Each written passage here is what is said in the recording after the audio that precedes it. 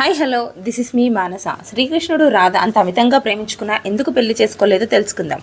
యమునా నది తీరంలో రాధ బృందావనానికి 8 కిలోమీటర్ల దూరంలో బర్సానా అనే గ్రామంలో విషపాను కమలావతి అనే దంపతుల దగ్గర రాధ సాక్షాత్ లక్ష్మీ స్వరూపంగా వారి దగ్గర పెరుగుతుంది. అయితే శ్రీకృష్ణుడు ఎలా జన్మించాడో అనేది తెలుసుకుందాం. విష్ణుమూర్తి యొక్క 8వ అవతారమే శ్రీకృష్ణ భగవానుడు. శ్రీకృష్ణుడు దేవకి వసుదేవులకి పుట్టిన గోకులంలోని యశోద దగ్గర పెరగడానికి గల కారణము మనకందరికీ తెలిసిన కథనే. లోక కళ్యాణం కోసం నందుడు మరియు యశోద దగ్గర పెరుగుతాడు శ్రీకృష్ణుడు. ఇక బృందావనంలో పిల్లల గోరు వాయిస్తూ శ్రీకృష్ణుడు ఎంతో మధురంగా శ్రీకృష్ణ భగవానుడు, గోపికలు మరియు అందరూ రాధ కలిసి సంతోషంగా పెరిగి పెద్దదవుతున్న ఈ సమయంలోనే రాధను ఎందుకు పెళ్లి చేసుకోడు అనే విషయానికి వస్తే, శ్రీకృష్ణుడు విష్ణు అవతారంలో రాక్షస సంహారం కోసం భూమి మీదకి వచ్చిన ప్రతిసారి లక్ష్మీదేవి కూడా విష్ణువుతో ఉండడానికి ఇష్టపడుతుంది. కానీ శ్రీకృష్ణ భగవానుడు ఈసారి ఒక పని మీద కాదు 2 పనుల మీద భూమి మీదకి వస్తాడు.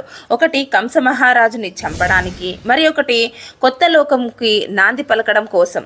ఇక రాధ శ్రీకృష్ణుణ్ణి నన్ను పెళ్లి చేసుకోమనగా శ్రీకృష్ణుడు నువ్వు నాలో సగమై ఉన్నావు, ఇక ఆత్మ ఒకటే, మన ఇద్దరి శరీరాలే వేరు కానీ ఆత్మ మాత్రమే ఒకటే, నాలో సగభాగమైన నిన్ను ఎలా పెళ్లి చేసుకోవాలి అని శ్రీకృష్ణుడు అని అంటాడు.